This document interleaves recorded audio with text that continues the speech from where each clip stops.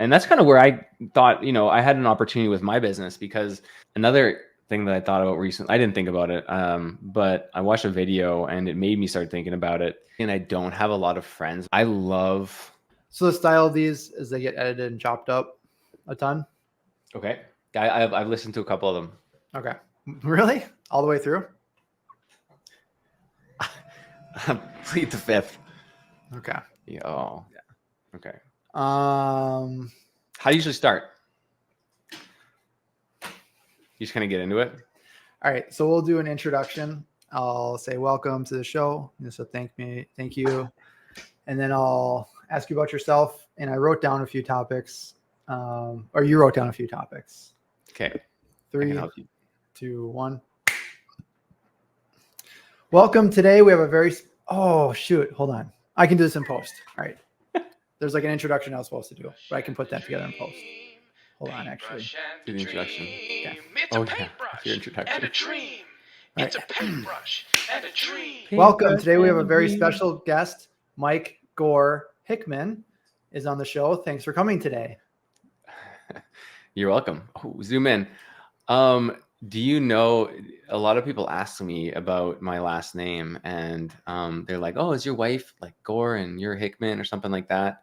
And actually with an H, my last name was one of the first hyphenated last names in Ireland. It was hyphenated in 1812. Wow. And we have the original like handwritten paperwork from the barristers and all that, with like the wax stamp about like the Gore family and the Hickman family, and they were amalgamating because one of the guys was dying, and they're like, you can have my farm, but you got to take our name. And so alas, the Gore-Hickman dynasty was born. Wow. I never would have guessed that. That's amazing. Yeah, that's how it was. When did so your family came from Ireland? Yeah, my dad's family. When did that happen? Probably I think my great grandparents took the boat, and they went they landed in Halifax, which is on the east coast of Canada. It's kind of like I can't remember what it's called. It's not Baffin Island. Baffin Island. People travel to Canada from I know a lot of people migrated to America on Ellis Island. Ellis Island, that's what I was looking for. They also went to Canada? They also went to Canada. Yep. Yeah, there's a huge immigration in Halifax in the Maritimes, and then people kind of like just migrated. But they became two different countries. That's interesting. I think don't think those were necessarily related. Interesting. I don't know how that works. How do you think Canada became a separate country from America? You know what? That is a really good question. Also, Canada is in America, so it kind of is America. And how did you mean like the Toronto like penis? That's like no, like America refers to North America, Central America, South America. Yep. So when you talk about an American, I'm technically like a American since I'm from North America. Yep. Yeah. It's a good question. Why did Canada become a separate country, and why didn't America just like take over Canada at some point? Like they tried in I think it was also 1812. Canada burned down our capital. Yeah, our White House at one point. Yeah, 1812. This is probably the best use of this time, actually. So let me just do some real-time research here. So why is Canada a different country? Armed conflict. Okay. Good. I mean, that's like a kind of a given. I don't know if that's like a why, but that's like a leading indicator, not necessarily the lagging indicator. Yeah. So France ceded the colonies. Well, we ended up with Quebec, right? So that was unfortunate. Huh. We'll get into this more later, I suppose. But tell us a little bit about yourself. Why are you here? Why are we talking? Maybe just for those who don't know you, who is Michael? So I'm a 33-year-old cis. No, you're 33? Yeah. Okay. I did not know that. This is relevant information. In that case, I have a question for you. Let me Okay. pull this up. I can figure this out. I'll cut out this part, but Okay. I'll cut out the part that, okay. This is Do you have like an editor, or do you do the editing yourself? Oh, it's the worst. So you don't have an editor? How can you Oh, beauty. explain this? First of all, what year was this taken? I'll give you a hint. It's 2012. This was taken in 2012. So if you are 33 years old, Yeah. and the year is 2023, Yeah. 2012 was. I'd be 22 there. Let me check the math. And so I was born in 89, so you can do the math from there. That But would be, you also see that I'm repping the on-brand beer there. yeah, I couldn't even Canada. find, it's mostly Okay. Canadian. Well, that wasn't quite the gotcha I was hoping for. No, it wasn't quite the gotcha. But you could definitely find other pictures online. I mean, luckily for like our generation, we didn't go through high school with social media. Like when I was in like 10th grade and 11th grade, like I wasn't posting all the dumb stuff that I was doing on social media. Like now you see what kids are posting and like you're incriminating yourself. I would have self-incriminated many times over if I had access to social media going through. Yeah, these are wonderful pictures of me. So what's happening here? First of all, do you have a black eye? I do have a black eye there. Why do you have a black eye? You don't have to, it's personal. No, I was a little bit of a scrapper in high school. Actually, so there's this picture, and that week I had a passport photo taken. So I actually, if that's the same black guy, wow, you got good photos. So I had if I knew this was going to be such an expose, I don't know if I would have done this. Yeah, probably shouldn't have. So I had a black eye and then a passport photo. So I had a black eye in my passport photo for 10 years. Oh, because you only get those every 10 years. Refreshed every 10 years. Yeah. So I had a black eye in my passport for 10 years. So got a few looks at that. That was fun. That was a crab walk. I was going to ask if you're being a crab. Was being a crab. Yep. That was on the stage at College Pro, a good College Pro event. It was Brad Copes in the background. I had broken the record for like highest profit year or something like that. They were really good. Tony Valley, right? Rodney Larmond, Brad Copes. So Rodney was the president of CPP Canada. Brad was my GM. It's Platinum Award. Yeah. They were really big at handing out awards. Like, I'm not even kidding. After 3 years of doing College Pro, I had a box this big of like wooden plaques. It was like almost comical. Very good. There's one other picture I was going to pull up. Okay. This one can be educational, actually. I inadvertently created like a masterclass on how to get PR. I painted a house for free as part of a Facebook ads contest or Facebook contest. Like most likes got a free paint job. Yeah. And like the least deserving person, like I wouldn't do that again. Like the least deserving person won because they're just like, I rallied together and I got likes and like they were very well off. That's not really what I wanted to happen. Yeah. But I learned how to send a press release at this time when I was like 22 or whenever it was. So I sent press releases to like all the major news outlets, all the newspapers, and I got a ton of. I got on like 2 or 3 channels. I got in the newspaper, like all for free, all for a paint job. Yeah, organic. Whatever it's called, attention. Yep. Is this symbolic? What does this mean? First of all, what year was this? I don't remember. Around the same year, I think. Okay. I haven't seen these pictures in so long. You're a good little super sleuth. Yeah. So that was a 1991 Toyota Corolla that I painted with a whiz roller. No way. Yeah. I think I might have spray painted the blue bumper and the yellow was done with a whiz roller. This looks like the tape is falling off. Yeah. So that car I bought for like $900 once my production manager started driving my van. Yeah. And I burned around in that. It had no radio. I still remember the smell. The shocks just like bounced. It was so much fun to drive. It had a hole in the muffler. It was a standard, so I had to shift the gears. Okay.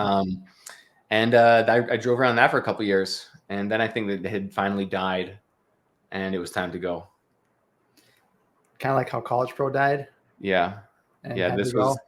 was probably same type of sizzle. You know, a little fizzle out, not a bang, just gone of the fizzle. What happened to College Pro? Why did it die?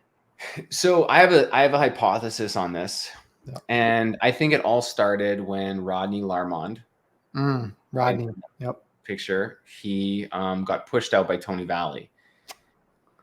He got pushed out. Rodney had been the president of College Pro for like 25 years, College Pro Canada, and he was the driving force pushing the company forward. Even though they weren't seeing crazy growth, they were pretty steady year over year, but he was the passionate one.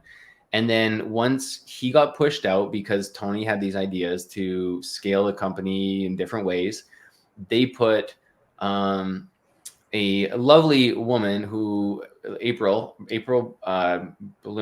Broom, who to my knowledge, and this may be factually inaccurate, but I was under the impression, I thought that she was hired on as like originally as like an admin assistant, and then became like the like accountant or bookkeeper, and then became the controller, and then got promoted to president. And then all of a sudden she's running it and didn't have the same vision and drive and experience as Rodney had. That was the only job Rodney ever had. He came out of college, came out of high school, did College Pro Painters in college, became a general manager, became a VP, and became the president, and did that until he was 50. Yeah.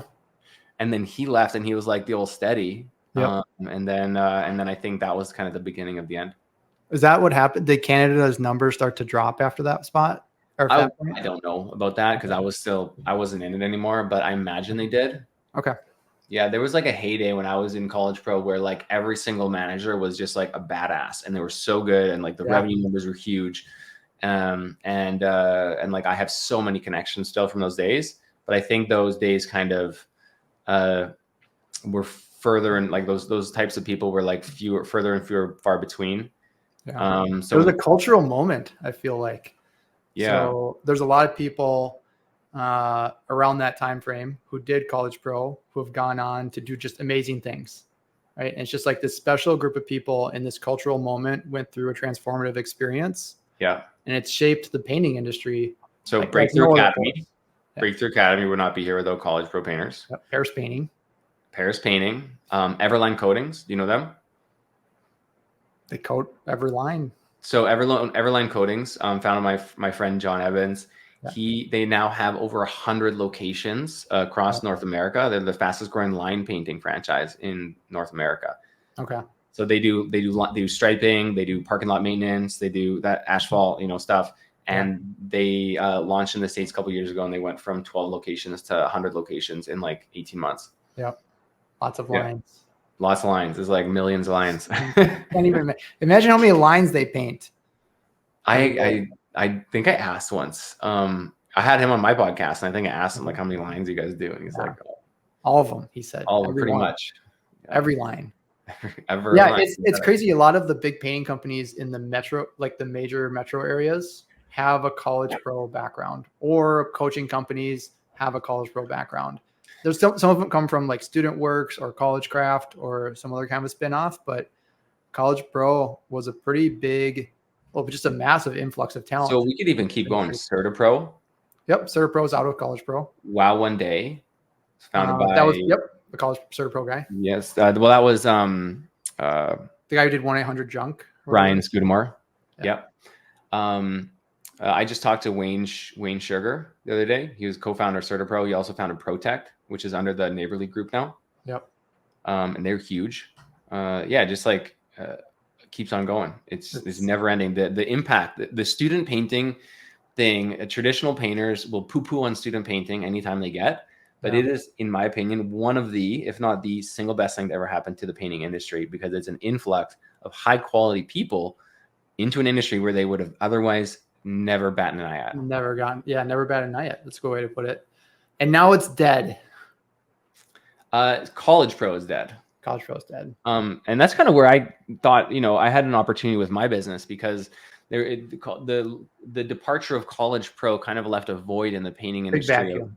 Big vacuum. Of like someone to come in and be the business coach and help people implement systems. And it's not hard to grow a painting company. Mm-hmm. It's not particularly difficult. You just need to know. And once you know, you can do it. Yep. A lot of that knowledge isn't naturally transferred over. No. There's not a natural crossover of that talent. I have a different hypothesis with College Pro on why they went under, but I wasn't as close to the vest as I think you were, for sure. So I just did College Pro for a couple of years. I was a mid-level fledgling franchisee, but I had a lot of fun. So my hypothesis is that College Pro was never a profit driver for first service brands, but it was a talent pipeline for the other brands. Yeah, for the general manager level, the VPs, as well as the franchisees for Paul Davis Restoration, Certa Pro Painters, California Closets, Floor Covering International. Yep, all those. Yeah, Floor Coverings International. Those are a pretty big pipeline too. So I think it was a pipeline for franchisees as well as a pipeline for executive talent. Mm-hmm. And then First Service eventually got big enough where they could buy that talent, or recruit that talent, either buy or recruit the talent without having to home grow it. And it's like that, but that option partnered with social media and the liability line item of college kids going on ladders near power lines and all that fun stuff, made it not worth it anymore. Right. Mm-hmm. Combined with millennials not wanting to work hard, right? Who wants to sign up to just grind and run a student painting company? That was my hypothesis, but I didn't know about all the drama of the back. You know what? I like your hypothesis, and I think that both can be true. Yeah, there's probably compounding factors that come in because I think College Pro was the largest painting company in North America. Yeah, for a while in the 90s. Yeah, in terms of revenue or locations. In terms of, I doubt revenue per capita. Like there was I think 200 locations in Canada, and maybe 500 locations in the States. So that's 700 locations. But if you average like probably 80,000 per, like 500 times 80,000 is only 40 million. Yeah. Like Certa Pro is bigger than that. In the 90s? Yeah, maybe not in the 90s. Certa Pro was only founded in the 90s. So yeah, I guess in the 90s, I think for a while they had it. It was in my binder that we used to sell with. So yeah, that's fair. I believe it. There's no real amalgamation in the 90s in the painting industry like there is now. But even now, I can't remember the metric, but like it's such a disjointed industry that I think there's no one company has more than like 4% market share or something like that. Yeah. Yeah. Even in like a metro area that has a big player, they're not like fighting over market cap. There's always more jobs. Yep. In residential. It's a lot of acreage. A lot of gallons get sold by the paint manufacturers. I mean, doing what you did is one of the directions I thought about going, is just like scaling up a residential painting company. But yeah, I mean, I'm very impressed with what you've done. Like, really cool. Good work. Good for you. It's the best. We love it. Yeah. Oh, I'm gonna come to Minneapolis. I told you. I messaged you. In May, I'm gonna host an event. In Minneapolis. Yeah, I don't think my warehouse will work. But that's okay. That's okay. We can get a hotel. We can get a conference center or something. Yeah, I can give you some ideas too if you want to. And then maybe we can do like a walkthrough of your office or go on site or something. Yep. The old College Pro reunion. Why is your lighting so much better than mine? Because I have a podcast. Okay. Well, this is not. Would you feel better if I just turn it off? Feel better. It's still good. Turn it off. It's still good. Yeah, you just look better than I do, so that's unfortunate for me. This is a picture of the Earth, and actually, hold on. I did this over here. This is gonna be better. So North Pole, are we talking magnetic north or geographic north? Geographic north. Okay. Same thing, right? It's not. Similar things. First of all, I don't know how magnets work. Nobody knows how magnets work. Nobody knows. Here's an odd thing. Clown Posse definitely doesn't know. You get that reference? What'd you say? The Insane Clown Posse. You heard them? Yeah. They definitely don't know how magnets work. Don't go magnet me again. I don't get the reference. Okay. They have a song. It was like it went viral Yeah. a few years ago, and the song is like magnets. How do they work? And then he was like interviewed. Okay. And he's like, "Don't start talking all this science at me." Fauci. That is a great question. How magnets work. I heard that. I remember that was like the one thing that blew Einstein's mind when he was an up and comer. Just that kind of breaking the mold of Newtonian physics, where it's like you push this and then it moves, and it's like no, things are like affected by forces that we can't perceive. We can only No, that was quantum. He didn't like quantum. Maybe earlier in his life, but later in his life, he didn't like quantum theory, and he could never. He thought quantum theory was wrong, and he died thinking it was wrong. Yeah, relativistic effects. Relativistic. I don't know if that's a good question. I was going to ask, if you're heading north, when does it turn to south? That's a stupid question. When you cross do you know about the Bering Strait? It's interesting. I suppose as a Canadian, you probably. No, you should as an American. Do you know about the Bering Strait? Hold on. I'm Go upside to down. Alaska. Okay. All right. So see that little thing where Alaska is touching Russia? Yeah. So that's called the Bering Strait. And there was like some ideas to build a bridge across there, but then they're like, well, that is really stupid. It doesn't make economical sense. But the Bering Strait is how. So when they had the last ice age, it's not this. Yeah, there it is. Okay, sweet. Yeah. So this connection from like Wales to whatever the city in Russia, and during the last ice age, it was frozen over. So the people who had once had come from Africa up into Russia, they walked across the Bering Strait, and that is how Canada and then America got populated with First Nations people. Interesting. This is a time lapse. It doesn't go back that far though, so I can't see the. Oh, so like 2016. What is this? Oh no, 89. They go. Hold on a second. What is this black line? Is that like where all of the oil in the world is stored? It's the end of the earth. Hold on. Do you have any friends or acquaintances who are flat earthers? I don't directly. No, I don't. I have one acquaintance who is a flat earther, and it is hilarious. I mean, frustrating, but also hilarious talking to him. He's just like, it is just the earth, and outside the earth, it's the ether, and you can't leave the earth. It's impossible. And anyway, it's pretty wild. And all of his evidence is anecdotal of why he believes the earth to be flat. But I was going to ask you if you know what it means. I don't know what this means, but I see one term that I recognize there is a type 3 civilization. Yeah. Do you know anything about the Kardashev scale? The what? It's called the Kardashev scale. So is that like how many sun's energy you use? Just about.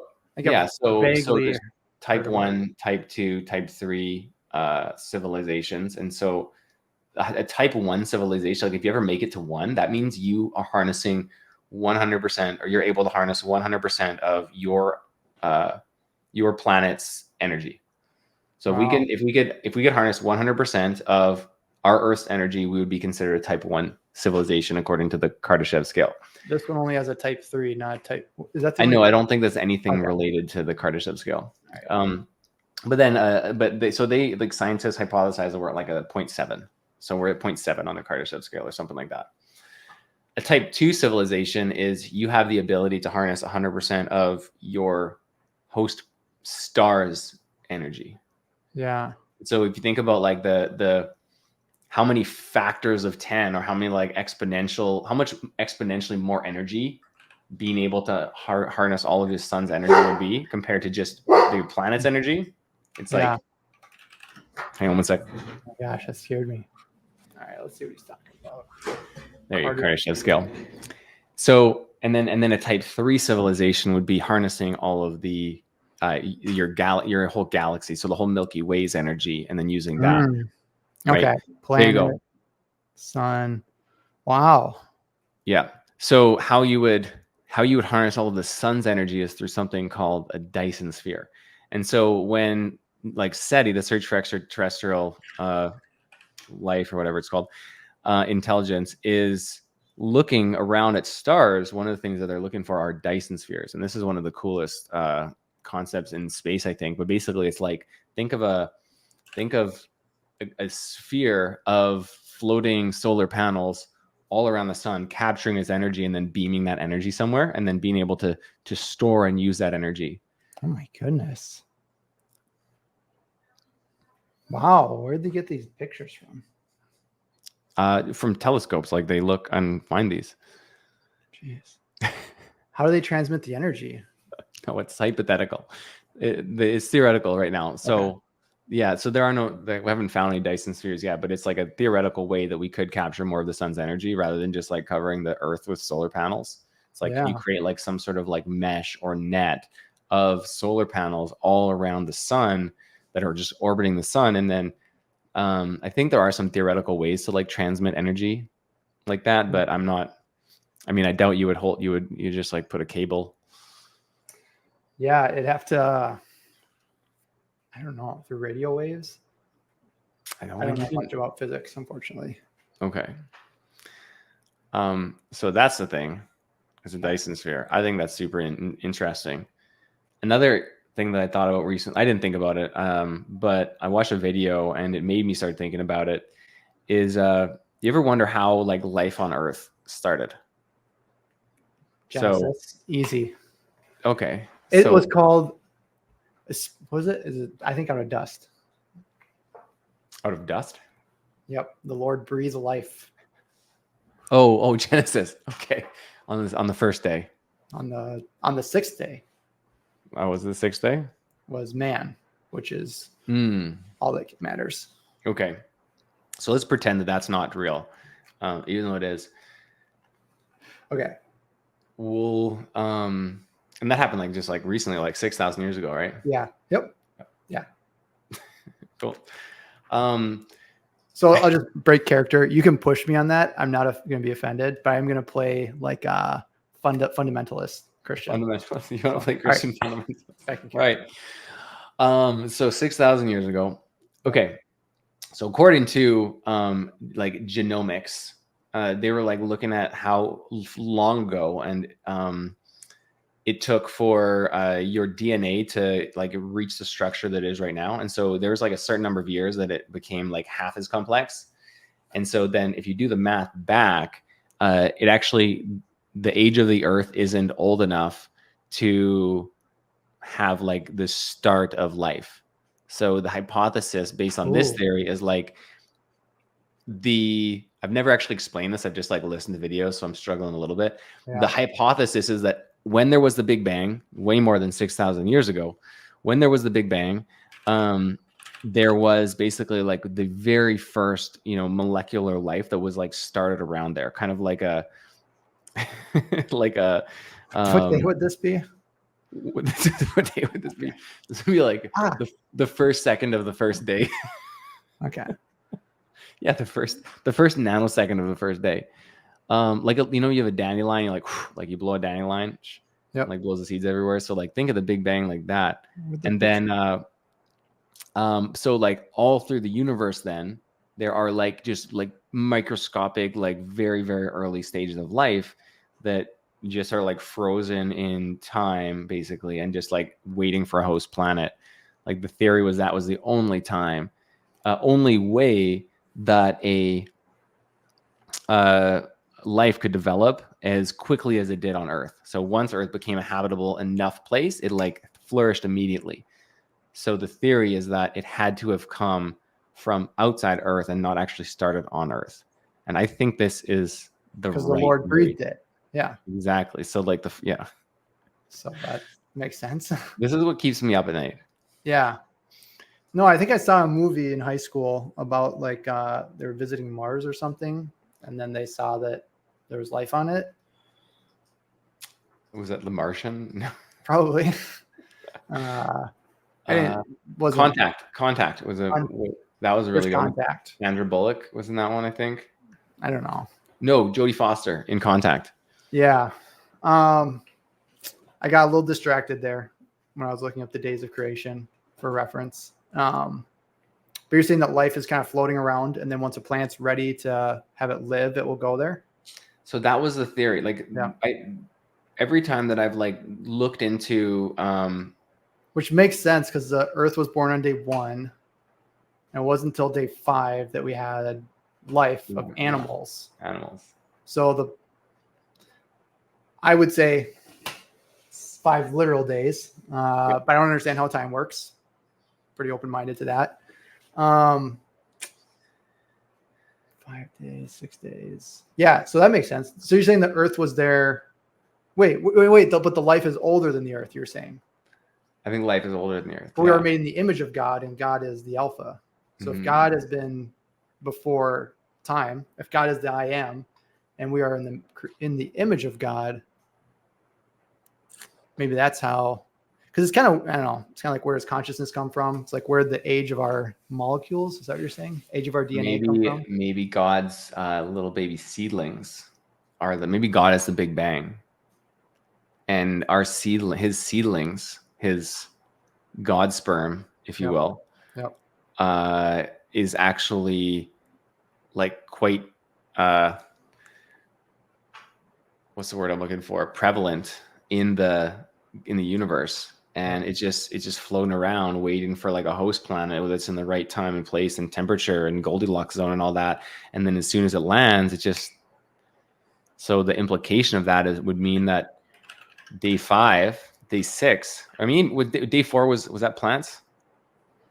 Yeah. No. Yeah. Yeah. So maybe that life is propagated on every habitable planet, and something called the Great Filter is at a different stage. Day 3 was plants. Okay. Day 4, light. Are you familiar with the Great Filter and the Fermi paradox? Great Filter, is that where we make bombs and then we have to decide if we're gonna kill ourselves or get off the planet? Kind of. Like, we get technology, we have like enough technology to kill ourselves, so that like could filter us out, and like we have to get through that filter. Actually, maybe explain it to me. That would be an idea of like one of the filters. Yeah. So the Great Filter is like when the question is like, when we look out into the expanse of space, why don't we see aliens everywhere? Right. And so the reason, like, how you, because the Nephilim they're afraid of Jesus. They're afraid of the Holy Spirit, probably. The Nephilim were there in Genesis. They were the sons of, hold on, what was it? The sons of man. Hold on, let me just. You've heard of the Nephilim? Nope. Have you read the Bible? Nope. All right. Well, I just assumed you were a Christian by how good you looked. All right, Nephilim. Yeah. Have you read the Bible? Yes, every day. Every day? Look at this. That's like an alien. Sons of God. Oh. The sons of God. Hold on. I forget what the phrase was. Genesis. It's probably, yes. Okay, it's in my search history. All right, I get into this. So the sons of God went to the daughters of man and bore children to them. This is, okay, we want to talk some theories. This is probably why Noah happened, the whole flood. So the flood was like. Oh, let me just pause for a second. How literal do you take the Bible? 100% literal, right? With the open-mindedness that I don't understand what the words mean. Okay. So I believe literally, but I'd also say, I'm 100% sure that I have like an infinitesimally small understanding of reality. Okay. Right. So, the Nephilim, sons of God, okay, probably demons, and went to the daughters of man, and this is kind of how you get around the seed of Adam, leading to the redemption through Abraham. Right. You have to mess up the genetic code, otherwise Jesus isn't gonna come. Okay. But that's probably why Noah happened with the ark, right? And so the ark was like a cleansing of like all the sin that was here. It was just rampant. But I think it was more that the genetic code is just rampantly Nephilim pretty hard. Okay. And so it kind of wiped out. And then Noah's family was pure genetics. And that's what they did. So, but yeah. And then who did Noah's family like propagate with? Noah's family, I'm pretty sure, just propagated with themselves. Let's check this out. That doesn't really, not like incestual. Very incestual. Yep. Hmm. You know, close incestual, very bad. But through the history of man, right? I mean, Adam and Eve. Yeah, 8 people survived the flood.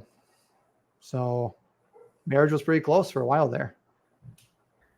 That'd be pretty close. Anyways, I think you were talking about aliens or something, and I was like, yeah, Bible does call out the Nephilim, talks Okay. about how they propagated in, and then we went Okay. on with Noah.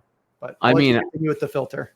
I guess I haven't put much thought into how the Bible describes and like would work with these theories. So I guess it'll be up to your interpretation. Yeah, it's kind of like, does it mesh with the truth or not, and how is it? Yeah, absolutely. So the Bible, just to make sure it's clear, it's the Word of God. And people ask how I know that's true. Read the Bible. It literally says it's the Word of God. So checkmate, atheist. isn't that kind of like a logical fallacy though? Like, not to question your faith at all, but like for me, if I say everything that I say is true, you have to believe me. That's incredible. I'm so excited about this. Okay, tell me more. No, just like that in total. If I just say that, like if I say that, does that necessarily make it true? Because I know never sworn under oath before. I assume it's true because you said it. But people, then if you're lying, okay, well, here's the hard part. If you're lying, could you lie because you only tell the truth? Or how about this one? Everything that I say is a lie. I'm even lying right now.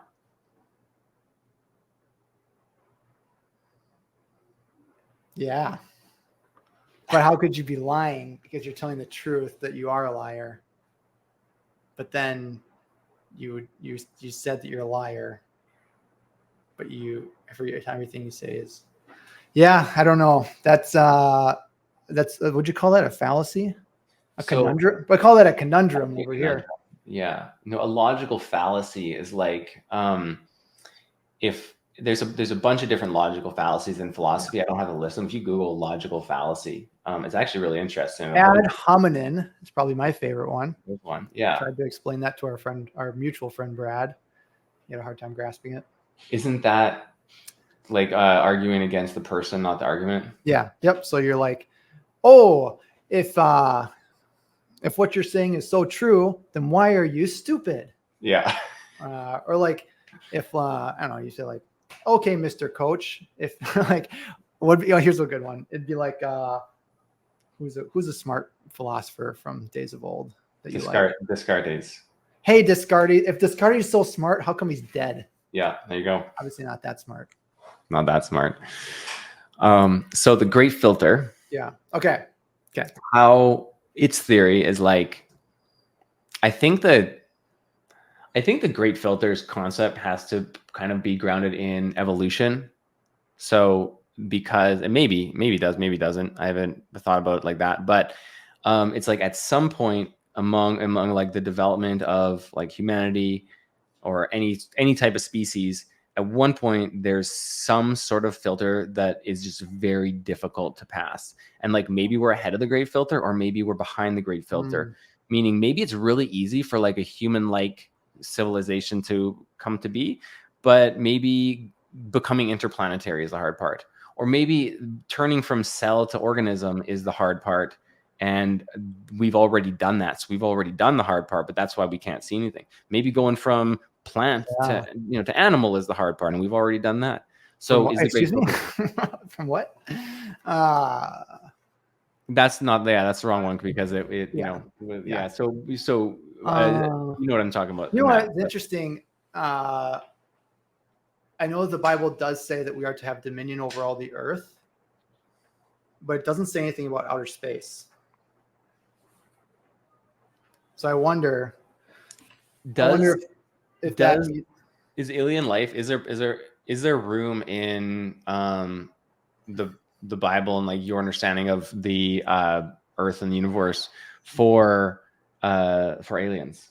Where does that fit in within the Bible? depends what you mean by aliens. Human like or like capable, intelligent. There's not a mention of it in the Bible. Okay. I mean, humans are the one creation that is God-like. That's mentioned, but it doesn't say and without, and this is the only place that it shall ever be. Okay.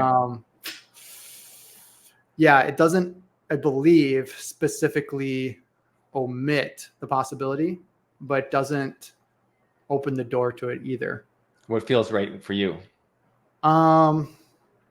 We are for sure the center of the universe. That's how I live my life. I would say it seems unlikely.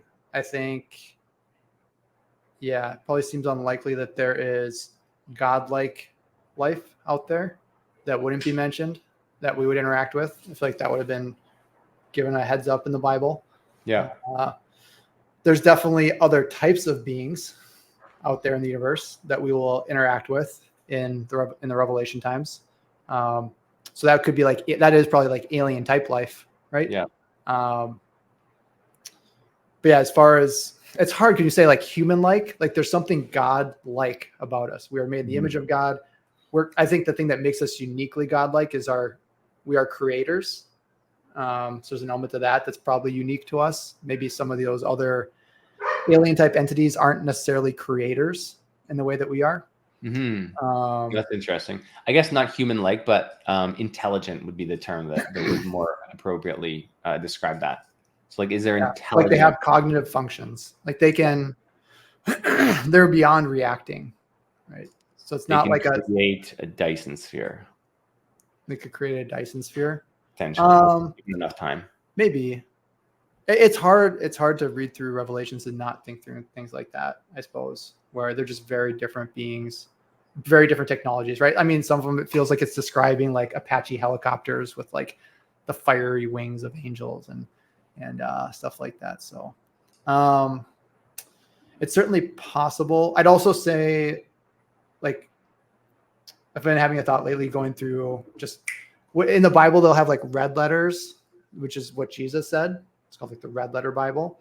Okay. And a lot of times I think Jesus made it pretty clear that people had no idea what they were talking about.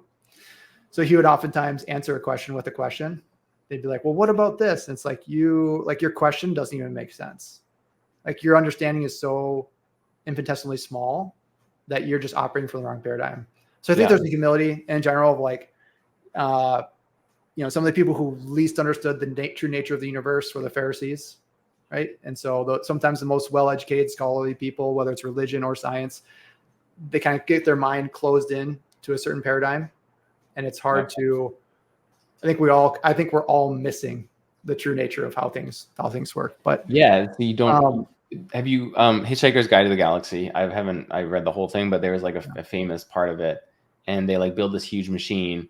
It's like a science fiction. And it's like, they build this huge machine that's going to answer figure out what the answer to the universe is. Right. Yeah. And so they like make this huge machine, and then it goes and it chugs along, and it goes on for like, it like figures out, it like thinks about the answer for like millions of years, and it's big computational project. Yeah. And then it creates like a little piece of paper and prints out and has the answer to the universe. And the answer is 42. And then they're like, okay, well, so that's the answer to the universe. It's like, that is, and they like asking, it's like, no, that is most certainly the answer to the universe. So you just don't know what the question is. Yeah. So I think that's kind of what you're saying in a different context. It's like, we know so little that we don't know what the right question is to even ask. So if you can't even ask the right question, how are you going to get the right answer? Yeah.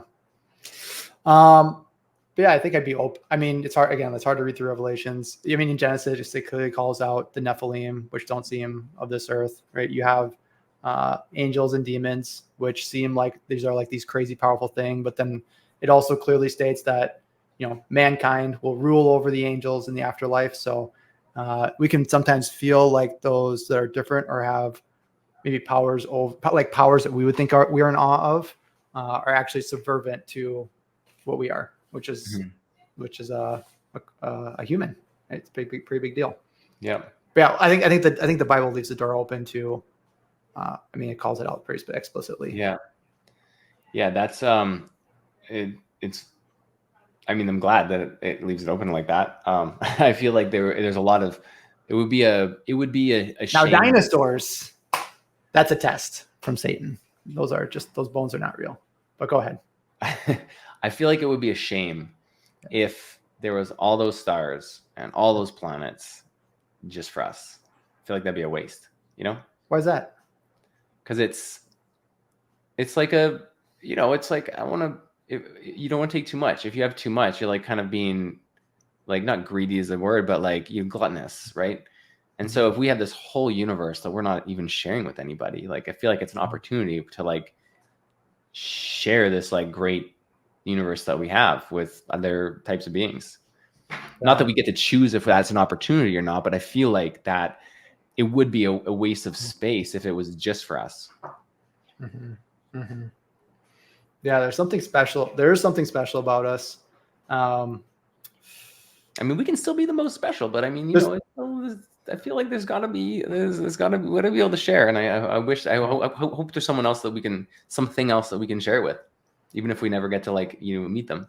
Yeah. I wonder.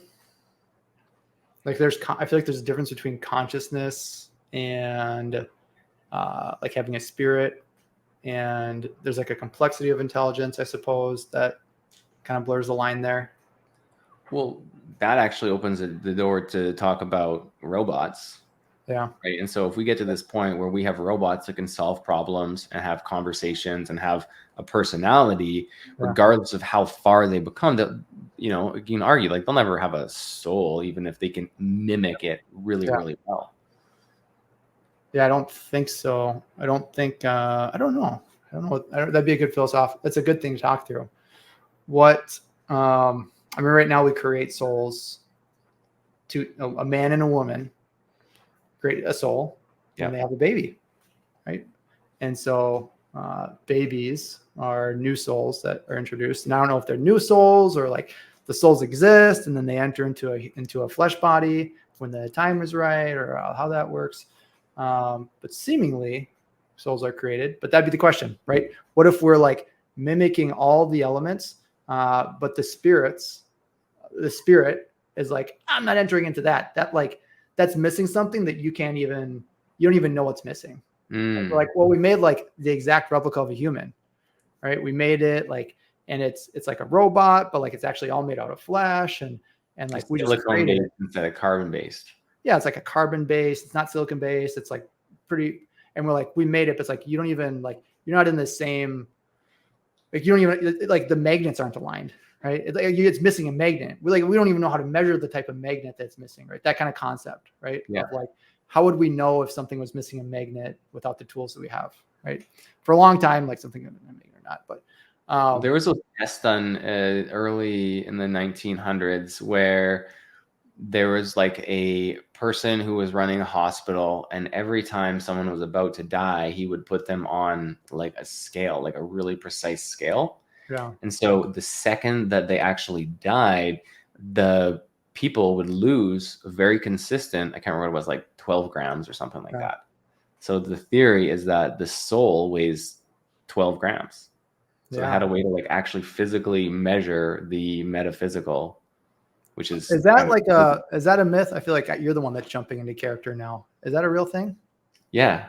No, it's okay, a real thing. I've heard that twice now, and I'm just like, yeah, and Marilyn Manson took a rib out. Great, this is fantastic, right? Here, can I? I I'll assume this is not This has not been peer reviewed. It's not been repeated. That's my assumption. That's possible. Measuring the weight. Like I believe that somebody said that it happened, and they recorded measurements of it, but this has not been like replicated over a period of time. Can you think that someone else would try and replicate this study? Can you see my screen? Yeah. So the idea was to measure the weight of a soul. Duncan McDougall. I went to a high school with a guy named Duncan McDougall. The weight loss after death was 21 grams. The biggest challenge was envisioning what a central experiment in a modern So say like measuring the weight of his soul, experiment replicated or something. So criticism, reaction, similar experiments. So in December 21, Louis C. Hollander published an article where he exhibited similar experiment. He tested the weight of one ram, Yes. 7 ewes, 3 lambs, and 1 goat at the moment of death. That 7 of the adult sheep varied their weight upon dying, although not losing it, but rather gaining amount. Gaining 7. Like when the demons went to the pigs and they ran off the cliff. Okay. Yeah. And then which was lost again over time and then 2009. Hold on, this isn't really. So I'm like jumping into Fauci mode now, and I'm like, this is not past the scientific rigors, because like the paradigm that I would prefer to think about is that the soul is like an interdimensional thing that doesn't apply to like our current understanding of reality and physics and weight and measuring or like instruments.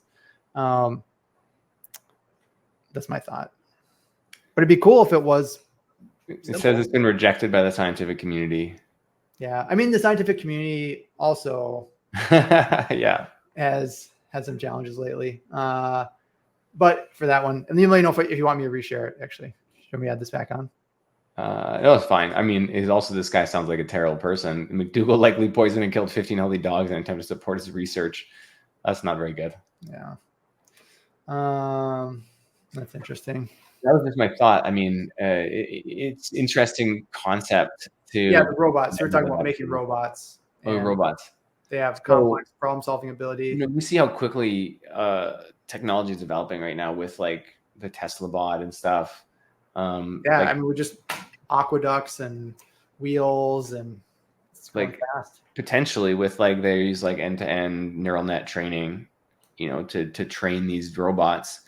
It's not difficult to imagine a not too distant future, maybe in 10 years from now or 20 years, where we have a robot who can do most household tasks and you can talk to with these large language models.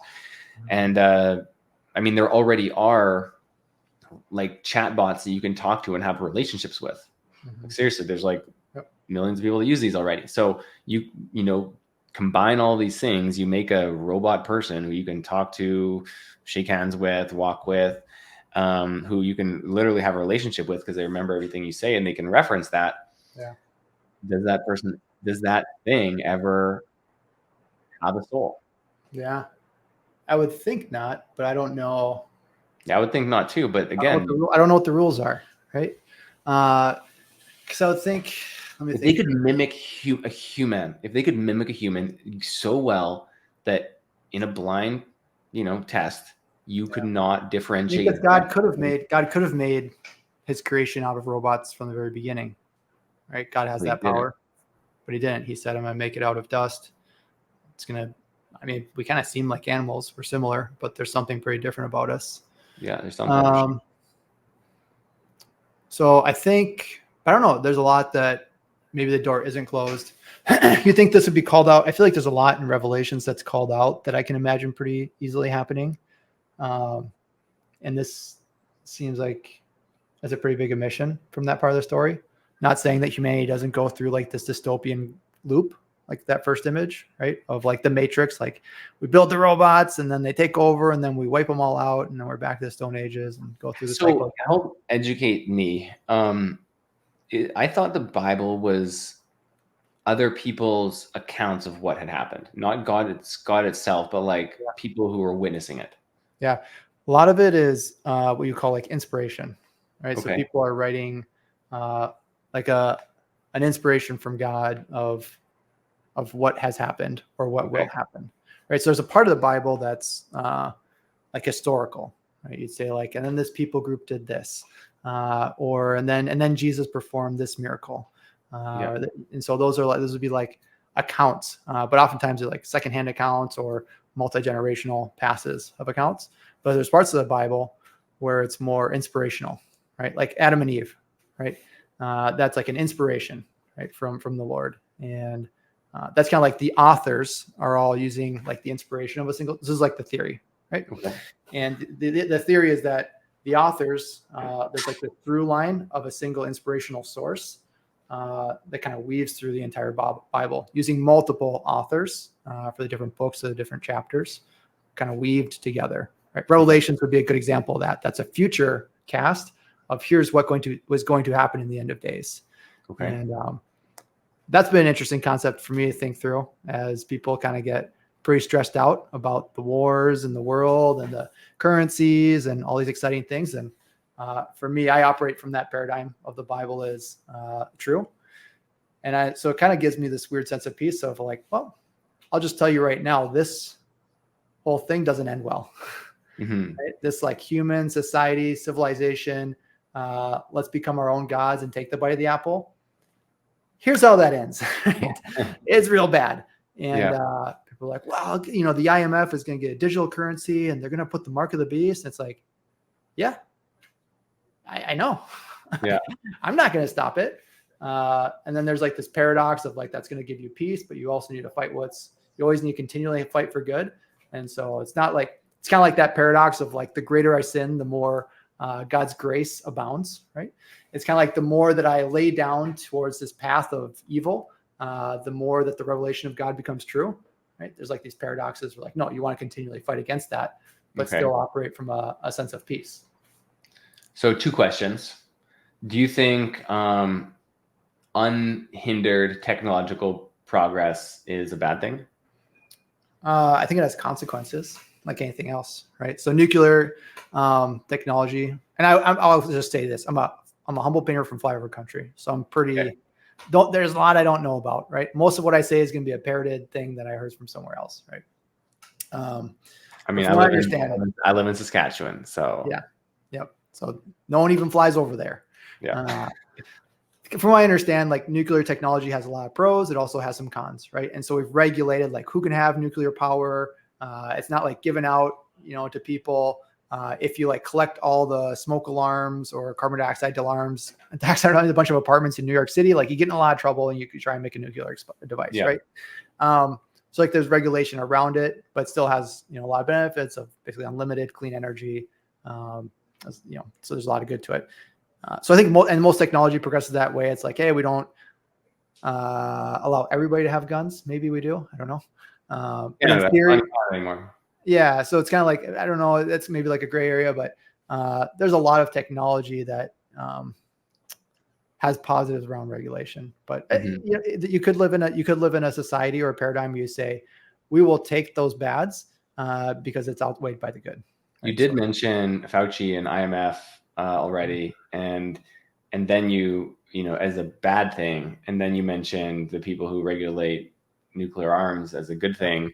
Like, who's the person that says you can have, you get, you don't, you can, you can't? Hopefully America, because we're like the best country in the world. In God we trust. And that's right, Christian nation. So second question, do you think because of the way that the Bible was written, do you think there could be anything that, is it 100% complete, or do you think there could be anything that's just not in there that might also be? Yeah, I think there's some lost chapters and stuff, wasn't there? Something? Yeah, it's a good thing to pray about, I would say. So this is a challenge where, the way it was put together by people, and those people have been pretty explicit that there are omissions and translation errors.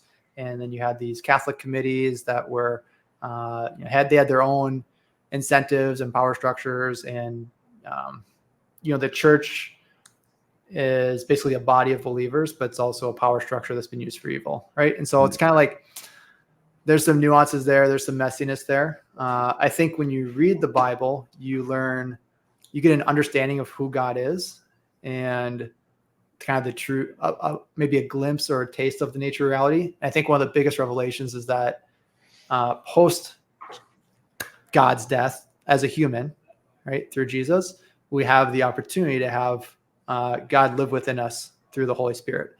I think that gives us like a mystical understanding that we can tap into and understand. And I think the Bible is best used as a supplementary tool to that. So there's a little bit of into maybe like self-translation when you read it. Sure. So where I was getting at with that question is like, when I mentioned various, and this is interesting because I've never had it like this type of a conversation with I don't know, would you classify yourself as like a fundamentalist?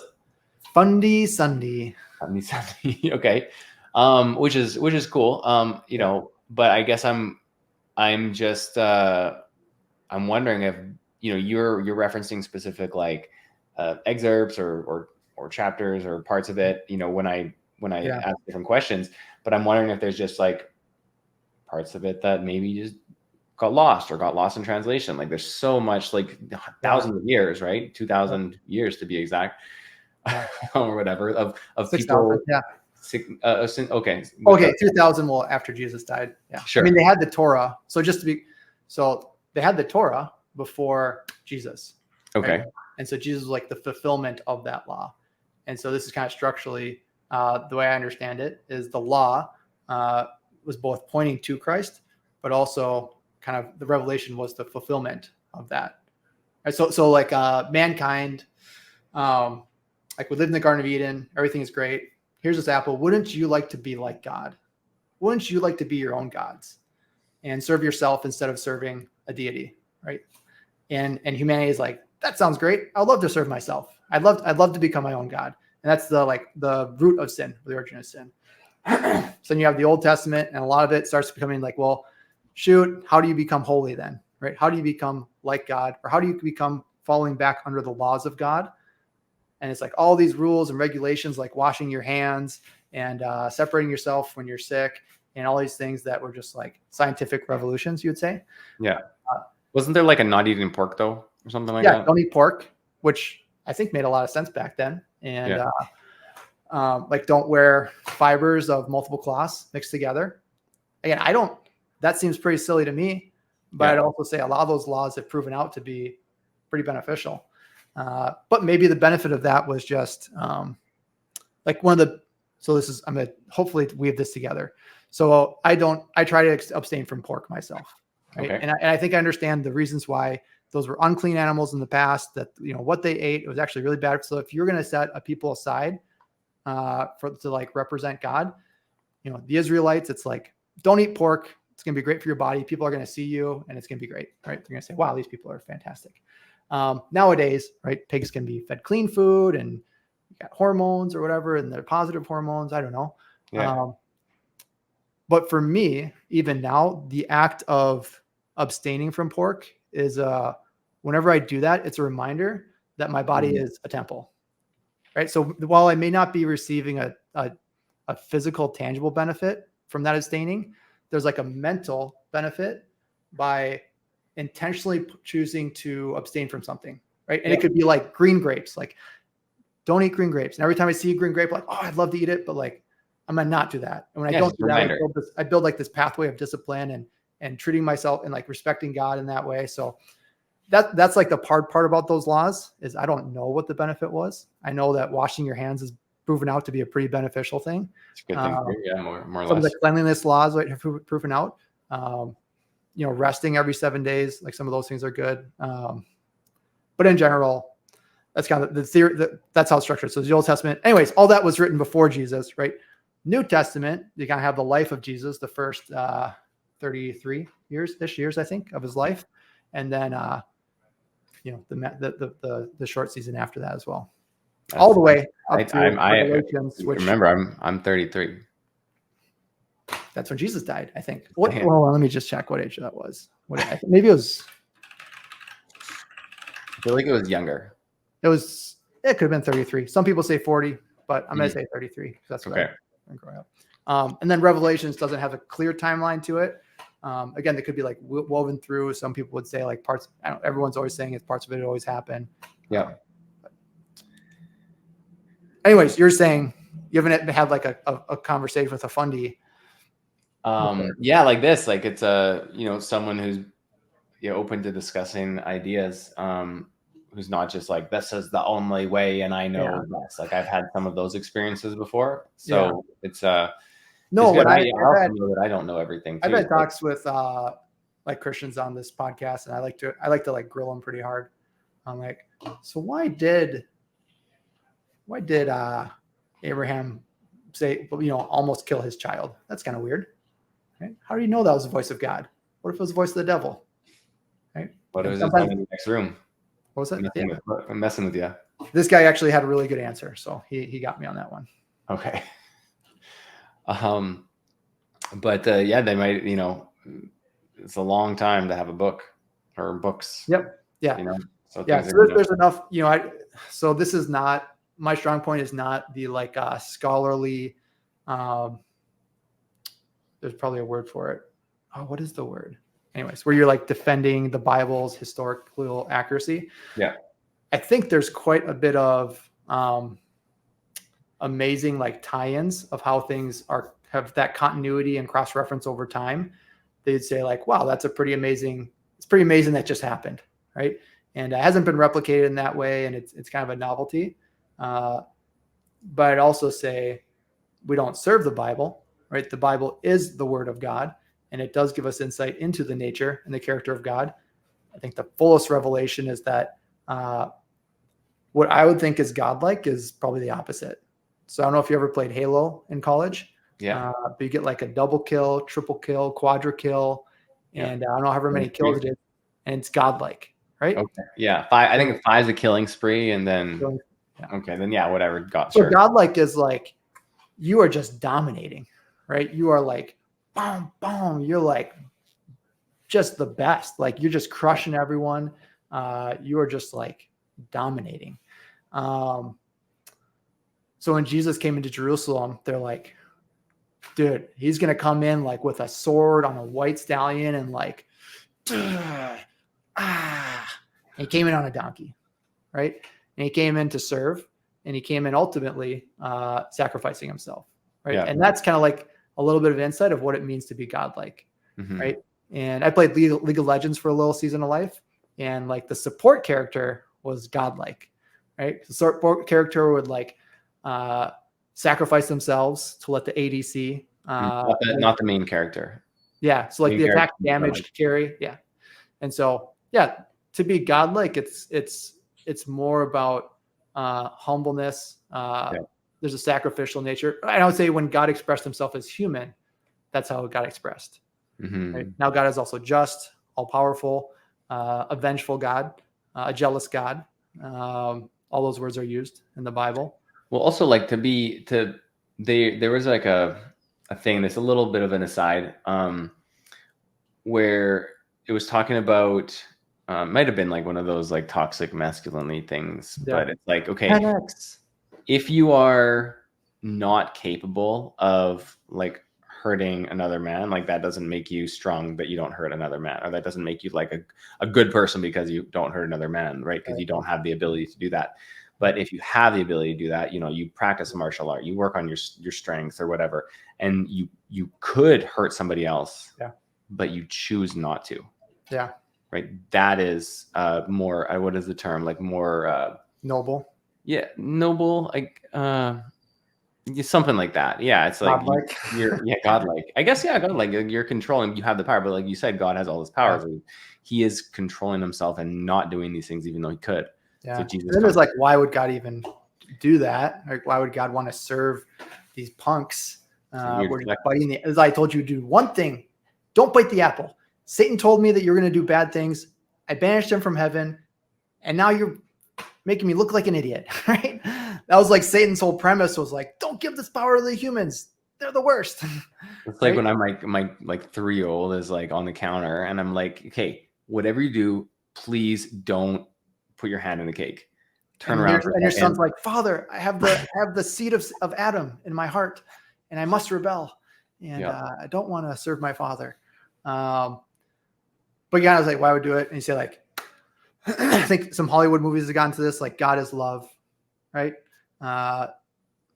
There's some truth to that. There's also some other verses, but if God is a God of love, what does love want to do? Kind of like your desire. Did God forgive Adam for biting the apple? What was that? Did God forgive Adam for biting the apple? I think God he forgave him, but there's still consequences. Okay. So I guess I'd be curious what forgiveness means, maybe in our like forgiveness is I'm not gonna hold this against you and destroy you. Okay. But like there's also a justness of the universe. But he also provided a path. What was that? Do you think he was frustrated?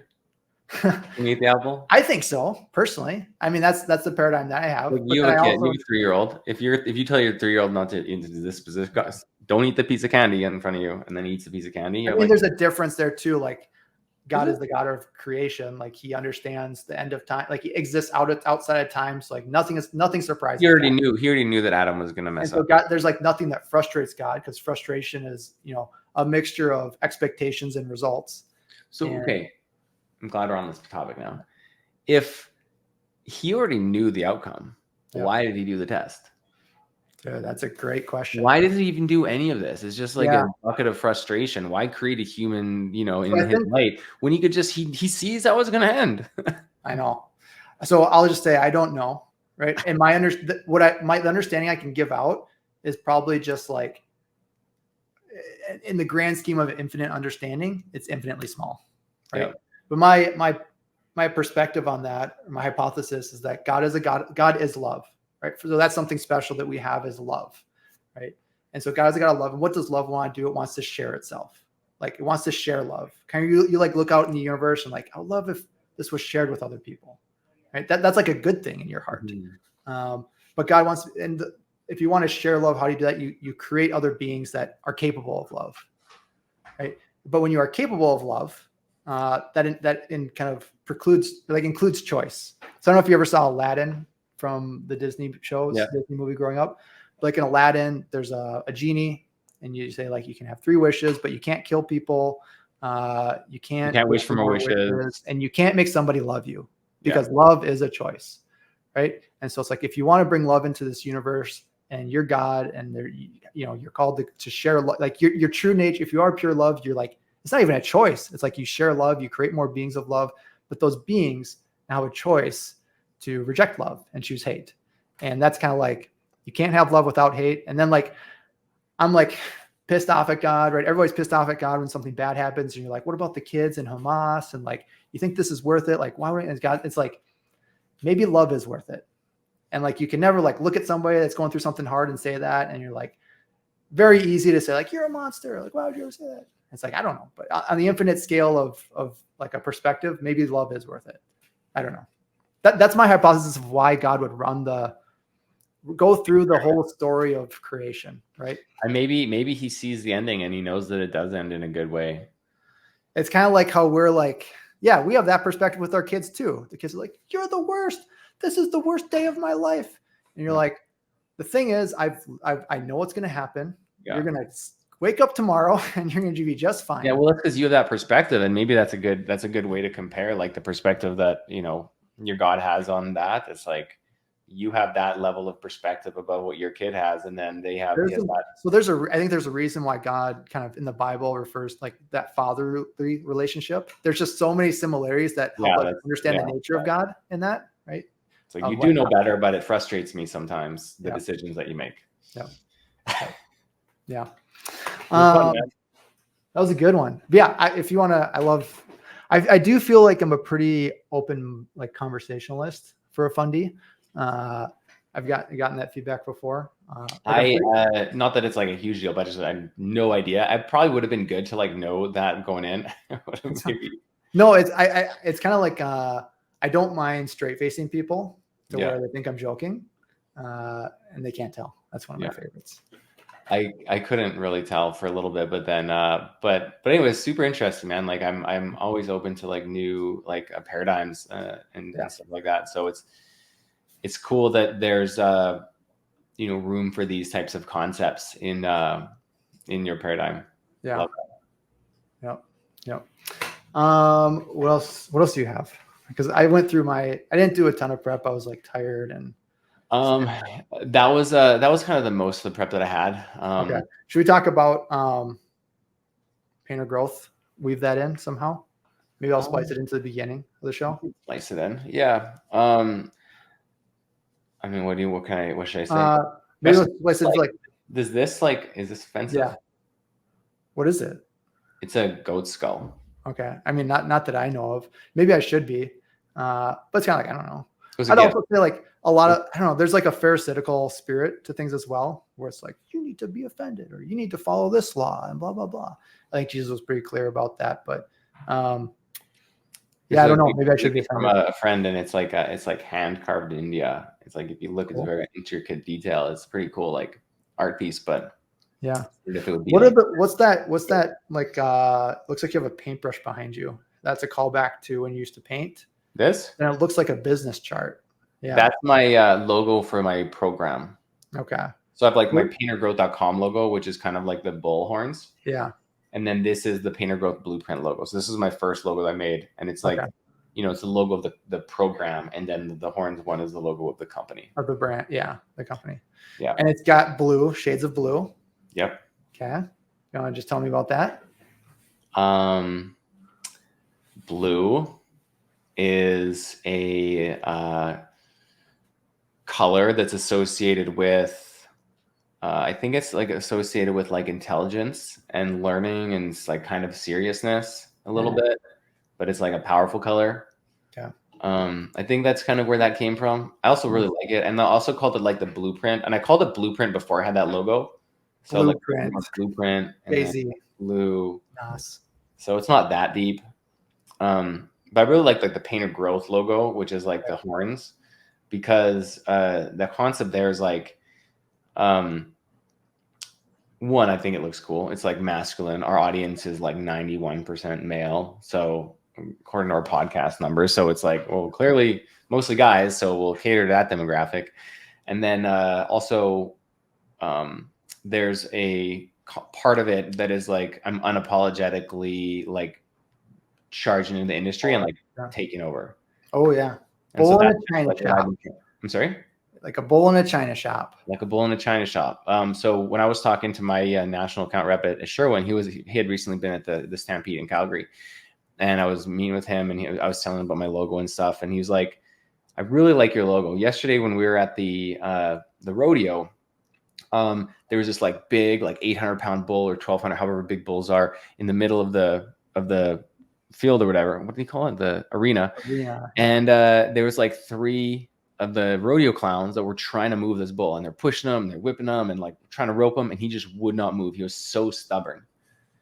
And he's like, that's like, I love that you're kind of like unapologetically like, trying to enter the industry like this, because that bull was like doing the same thing. It was just like unapologetic. He's like, I'm here. What are you going to do about it? Kind of thing. Yes. And so that's Get gored. Oh, what about that? Get gored. Get gored. Get Mike Gore. Hit gored. Get Mike gored. Hickman's. Yeah. Hickman. Get that in somewhere. Yeah. But no, it's been awesome. Like we, with a vacuum that is, the student painting area going away. We've worked with like over 350 painting contractors now in the last 2 years. Cool. Yeah, it's a super unprofessionalized industry, so it's just hungry. Totally hungry for what you got. Yeah, and there's so many awesome people in the industry now ready to talk about it. There's like, there's there's the whole PCA crew. There's like so many other great connections that I've now made since being in the industry, and like starting my podcast too. Like one of my favorite parts of it is I get to just talk to awesome people. Yeah, it's a nice little life hack. Yeah, it's huge. I never realized how much of like a social value it would have for me to be able to speak and meet with great people. Yeah, somebody told me. So I also have a podcast. Really? You noticed, and put me on sometime. Not many people watch it, so that's just the reality. That's fine. But it's kind of, someone was like, another podcast, like everybody's doing a podcast. It's like, yeah, everybody's also like running. Like, why do you think everybody's running? It's good for them. Like a lot of people do a lot of things. I did an half Ironman this year. I did a very deep dive on your life. Oh, did you? Okay. Yeah. Half Ironman was a lot of fun. I'm done endurance for a bit. I'm going to start running again. I'm going to go for a run today, actually. But so you've done a lot of like Spartan races and lifting stones. I did a CrossFit for a bunch of years, got pretty competitive into that for a bit, and then got into triathlon. Okay. Running. And then I hit my goal this year on my half Ironman, and then I kind of just needed to take a break from endurance sports. Yeah. It's like a lot when you do 3 sports, like swimming, biking, and running. It's like 12 hours a week. Yeah. At least. Yeah. Dude, I know. Oh, I don't mean to wear this today. It's so embarrassing when I wear this shirt. You not do it? What? No, it's just embarrassing because people just say, wow, you're an Iron Man. That's amazing. I didn't say that. Somebody probably did. Did you complete it? I did. Yes. Yep. I finished. Are you proud of your result? I am proud. Yep. Proud of It's my a big result. thing. I've never done a full one. I don't know if I can do that. It was a long day. Yeah. It's a full day of biking, With a bit of swimming and running but around it. also like a long swim and a marathon. Yeah. But it's like The half. Have you ever done a half? The half is such a good distance. that would be a reasonable distance. That's like a full is unreasonable when I did it. And I think, once you get into it, maybe you get used to it. But I was like, Also, Ironman is like an empty nester sport, right? Like once your kids are out of your house or they're in college or whatever, like you have all this time. So why not spend 20 hours a week training? yeah, I was gonna say, it's more like 20 hours. Yeah, it's like an elitist sport too, I think. It's like I don't know. I've talked about the contrast between Ironmans and ultra running. It's like Ironman's a very type A personality, is like, you're gonna get gored. And then ultra marathons are like a lot of people who experimented with something in college one way or another, and it's just like really chill vibes, chill beats. A lot more camaraderie in ultra running. Yeah, too. a lot more like we're gonna conquer this race together. Like we're all on our own journey, and there's a competitive element as well. But Totally. the Ironman is people wake up in the morning and yell. Ironman is like down to seconds timing wise, right? Like your every second counts, right? Your transition times and your bike times and your kilometers an hour and your pace per mile, whatever. And then ultra is like, I'm going to get by 5 hours. Leave this many hours. Yeah, you could win by 5 hours. Exactly. So it's like there's a lot less pressure on it in terms of that when you're actually going. But I love ultra running too. Like I've done some fun, not huge ones, but like 50K and stuff. That's an ultra. Yeah, it's so fun. That counts. There's some hills in Saskatchewan. I assume Canada is very hilly, but not Saskatchewan. Saskatchewan's like Kansas, kind of in terms of geography or topography. Yeah. But there's this one spot in Canada, in Saskatchewan, where there is an ultra race. They have like these hills just out of nowhere, and it's just really cool, like flying over it or driving into it, because it's just like flat, and then all of a sudden there's like valleys and hills, and it's beautiful, and there's like some big races there. Crazy. Yeah. I went over the time that I set for the event, but is there any last things we should talk about? No, it's fun though, man. I could talk all day about this stuff, but about aliens. About aliens, I love talking about aliens, and I don't think what's one other hobby you have outside of exercising and running a business? Chess. Mm-hmm. What's your favorite piece? That's a good question. Probably the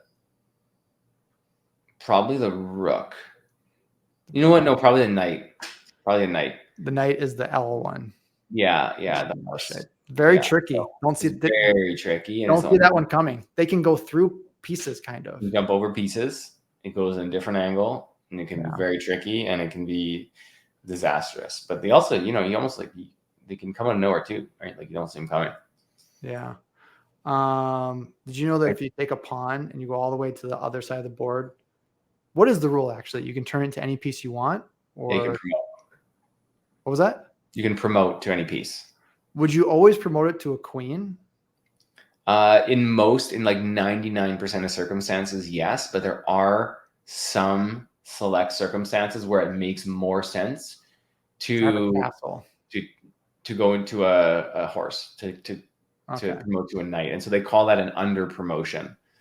And so the case would be like a very specific puzzle where, because a knight, so you would never go to like, it really doesn't make sense to go to like a bishop or a rook, but you could go to a knight because the place that you're pointing at and like checking in theory is different than a queen. Yeah. So if you suppose you wouldn't promote to a pawn because then the pawn couldn't move. You can't just leave it a pawn at the end of the board. It has to turn into. What if you wanted to? I mean, you can want to do a lot of things, but if it's not in the rules, then you can't do it. Okay. So they wouldn't let you say. Once you do it, it's like you have to promote. Do you want to be a knight, a bishop, or a rook? And you'd say, I'm happy just the way I am. I don't need to change. I like what I've done. I'm at the end of my journey. the journey was the destination, and I don't need to be anything more. I'm happy. So you know what? You're kind of talking like a libertarian, right? But chess pieces aren't really libertarians or like pacifists. They're like, they're warriors. So they're working together, and their whole, I think in my belief is that the pieces believe that they are each more like they're more powerful as a whole, just like the Spartan, whatever. Yeah. Right. So they know that they have to use every advantage that they have to maximize their chances of a positive outcome for the team. So if they decide to stay a pawn, they're being selfish. They're not individualistic. Yeah. No, they're not. They can't be. They cannot be a pacifist in a game of chess. What if they developed that way throughout the game? Like they saw so much terror that they're like, it's not worth it. Why are we fighting? I saw so much death across the board, and now I've gotten to the end, and I just want to stop fighting. Just became like a far left liberal throughout. Just like they went to the war, and they're like, this is terrible. Like, I'm a pawn, but I identify as a rook. Yeah. It's like I don't want to be promoted. I want to double under. I want to double under promote. I want to just go one step further and just get off the board. Yeah. Could you do that? Could you just take a piece off the board and lose immediately because the arbiter would say that you cheated? Well, that's what I was asking. Like if you could do that. Yeah, you could just quit. Yeah. Well, you could just take one piece off the board and say, I don't want this piece anymore. That would be pretty unorthodox. Is it against the rule book or? Yeah, you would lose immediately. Yeah. So it's an advantage. It's an advantage. Well, I mean, you could use that to an advantage if you had to like move a piece out of your way so that another piece could come on through, right? Like, why don't I just move the piece in front of the guy's king? It is for sure a rule, though. Yeah, it's for sure a rule. Like a written rule. Can you remove a piece? I think it'd be a rule. I haven't read the book, but I bet it's a rule.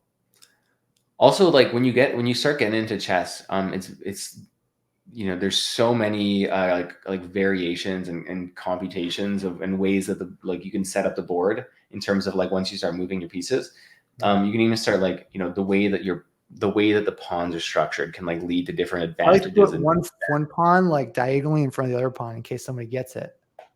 You ever think about doing that? Pawns attack diagonally. Yeah, so I'll have one pawn and then like it'll be ahead of the other pawn, and so the pawn underneath. If someone gets this first pawn, then I'll get the piece that just got my pawn. Exactly, it's called a pawn chain. I like to chain them up. Good thing they have names for everything too. I don't even know all the names for all the things, but that's pawn chain. But yeah, when COVID hit, I got pretty into chess. Chess.com, did all the lessons. Even actually hired a coach from Fiverr in Croatia. Okay, he's like a national master. And Bet Daveman's dad, probably. Who's Patrick Bet David? Is he from Croatia? I don't know. His dad played chess. He's like early 20s, so I don't think he's anyone's dad. Okay. He's more like a. But who do you play chess with? I have a few friends that play chess, but mostly online. Okay. Do you think you're playing with people or with AI bots? People. Okay. Yeah, you can play with bots, but bots play a lot differently than people play. Even if they try to program bots to play like people, they still won't. It's very like. They don't have souls. That's why. Because what? Because they don't have souls. That's probably part of it. They also don't have like, what do they call it? Like egos? No, like that. Like trauma? Like a frontal cortex. A prefrontal cortex. Like it's all just programmed in, right? Like it's rule-based programming versus like open-ended decision-making. If you think that we have decision-making powers. And if that's the case, what's that term when you don't have decision-making powers in your life? It's all like Arminianism? No. Calvinism? Like everything, there's an outcome for everything is already determined. Predeterminism. Yeah. So if the outcome of humanity is deterministic. Yep. I've read that I play predetermined. So my current personal philosophy on that is that there's macro. So it's kind of there's a book called Foundation series by Isaac, or it's a series of books, right? It's the Foundation series by Isaac Asimov. Okay. And it's one of the most popular scientific series of all times, right? I've heard the name before. Okay. It's a fiction, isn't it? Yes, science fiction. Okay. So in general, I would say my paradigm is I believe in macro predeterminism. Hmm. The world will end via the book of Revelations, right? Okay. That is like the script that we're on. Now, how we get there and what it looks like on the way there, we have autonomy or we have some agency over, right? Or you could say, at some point I am destined to die, right? Now, when that happens, how that happens, what my life looks like up to that point, there's some personal agency over that. So macro determinism. What if you knew that you were going to die on December 31st, 2061? 161. That would be a challenge. I don't know what that would 38 be. years from now. What type of impact would that have on your day-to-day life if you knew the exact time, not how, the exact time and date of your death? So I just want to jump in. It would be hard to, I could probably do it, but it's hard to fully jump into that scenario without all the ancillary questions, right? So like, how did I get the information and how do I trust it? So let's just assume that how I got it, who cares? I fully trust it. 100% accurate. This is the time you're going to die. The time and the date you're going to die. It's like, oh, shoot. That's not as fun. That would be my first feeling. I think it's a lot more fun to have this open-ended, unknown. It could be anything. There's more fun in that. That'd probably be the primary thing. How would it impact your day-to-day life? Would you do anything different tomorrow? Gosh, that'd be interesting. I mean, I would probably change a lot of decisions that I make. No, that's a good question. So I would hope that nothing would change. Let's say that. I think that's the right answer. My hope is that I would come to the revelation that I'm more interested in who I am than what I achieve, right? And so you'd say that a lot of things that I'd be doing with like fitness or discipline or future casting or having a great relationship with my kids, having a great relationship with my grandkids, like all that is set up so that I can achieve these things. But then you say, well, the real prize is who you became along the way. Mm-hmm. And so my hope is that I would want to achieve all these things that I would never obtain. I'd be working to achieve all these things that I would never obtain, potentially, or maybe would, I don't know, depending on the date, I suppose. Do you think it would make you more? Do you think it would make you like? That would be basically the concept of you facing your own mortality, even if it is in the fairly distant future. Mm-hmm. Would that cause you to be more like? Do you think you'd be more present as a father, or do you think you would do anything differently on like the personal level? Yeah. I feel pretty present or pretty mindful of the moment. Like I try and get into like, it's about being, enjoy the journey. The journey is the destination. The place where my head went was, I try and take care of my body so that I can, do as I'm called to do and treat that. So like, that'd be like the date specific one, right? Yeah. I would like to have the opportunity, to live for a long time. Right. And that's in the Lord's hands, but I'm going to do all the work to keep it in his hands, right? And not take it out of his hands, as you would say. But so where my mind went was like, cool, I know what date I'm dying. I'm going to live at least, I'm for sure not dying before then. So I am gluten, dairy, sugar, HGMOs, like burger, fries, pizza party. And it's like, well, does that discipline of restraint or intention or the passion of intentionality, is that that's a sin, isn't it? Well, you'd say like, is that for the purpose of achieving, or would it be for the purpose of becoming? But isn't that gluttony a sin? For sure. There's a lot of things. Yeah. I mean, there's most. But that's like exactly what you just defined would be gluttony. So it's like would you? Because you have no repercussion. Right. So is it for the rewards of not sinning that you're chasing after, or is it who you become that you're chasing after? Right. And my hope would be that I'd be like, well, who I am is more important than the variability of what I could achieve. Do you think you would maybe spend more time, like if you knew that was a finite limit, do you think you would spend more time, chasing experiences with your family? Probably not more. I think I see them as much as I want to. I mean, like traveling and stuff like that. I don't know if that's something that you guys like doing, but I mean, I think I like our rhythm we have right now of travel. So I don't personally think I'd push too much harder on it. yeah. I think anymore. That's a good answer. That basically sounds like you're content with your life and how things are going, and you wouldn't change anything if forced like that. How about if it was? What if it was in a year from now? If it was a year from now,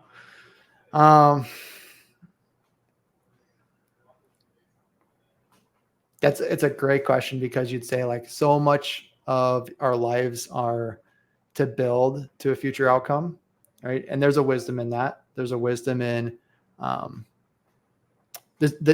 we live in an orderly universe. Like there is a natural order to the universe, right? So if you plow and you plant the seeds and you plow, you have an opportunity to harvest later. And you'd say like, well, I don't want to plow. I don't want to plant the seeds because there is not going to be a harvest. So I'm just going to harvest right now. And then you'd say, yeah, is it a hedonism paradigm? Or is it who you become through the process? And that'd be a hard thing through, right? I don't know what the real answer would be. But if I knew, there's many scenarios where that could pop up. Hey, you're going to die in a year. What would you change? Right. I don't know. I'm in a very unique situation right now too. Like I've retired out of the first arc of my career, and I'm trying to figure out what to do in the second arc of my career. So my days are pretty awesome. Like, I don't know what I would change at this moment. It's like I'm at home most of the morning, get to the office around midday, do a lap around the office, say it's another day in Paradise, go grab lunch, and then usually either edit a podcast or hop on a call. Right. Yeah. So, and that's pretty good morning. That's a pretty, you got 1 year to live. What do you change? Right. That's like, you're catching me in this little window where I'm out of first career and it hasn't found me, or I haven't found that second arc of a career. Yeah. And so it's in that sense, it's maybe like a more challenging question for me in this moment. Yeah. You get that. Yep. Not quite there yet. I'm still in the thick of things. I'm still in the building phase. Yeah. Which again, the journey is the destination, right? Yeah. You'll look back on these moments fondly, and at the end of the day, you'll say, what I was chasing were those days that I got to live. Yeah, absolutely. What are the days that you think back, and the days that you remember the most, and you want to maximize those days? Yeah. Yeah. I should probably get back to work though. Well, this has been a great call. How long do you usually have these? They're anywhere from 45 minutes to, I think with one person, they're usually 45 minutes to an hour and a half. So it's one of the longer ones. With group of people too, but my Slack's blown up and I want to go for a run before I pick up the kids. Yeah. With like, when I get two people on or a group of people, sometimes we'll go a little longer, but I've got a little bit of backlog. I'll edit this down and it'll probably be like an hour. I don't know. We talked a lot about cool things, but I might cut out a lot of what I said because I sounded like an idiot. So this could get pared down to like 45 minutes at the end. So sure. Whatever, man. That was fun. Yeah, I love doing this. I love just like talking about random stuff. And that's the cool thing again about like now you having this podcast is like we get to just, when else would we have had this conversation? Right. Yeah. Yeah. Not on your podcast. The reason I did this podcast, I don't know, part of the things, not the reason. One of the things I've enjoyed, and I want to retroactively say it's why I did it. One of the things I enjoy is I get to have all the conversations that aren't really allowed on most podcasts. They're like, what was the biggest mindset shift from 1 million to 10 million? Like, what's so your funny highest? when you say it like that in this context, it sounds so doofy. Yeah. It's like, yeah, exactly. There's things like that. So anyways, that question many times. Great to have you on the call, Mike. Yeah. Appreciate the conversation. Lots of fun. A deep, deep well of conversation and thoughts dwell within that perfectly chiseled facial head of yours. And just lighting. And it's not all painting up there. Why is my face, it looks fat and pink? Why is that? I gotta admit, my lighting doesn't usually look this good. It's pretty good right now. So it's very frustrating for me. So gotta get a little light. Maybe I'll send you a light. Yeah, I need a lot of things in my life. I gotta send you. Do you wear hats? Can I send you a hat? Yeah, send me a gourd hat. A Gore hat. I don't have a Gore hat. I'll send you a painter growth hat. Okay, send me a painter growth hat. Okay.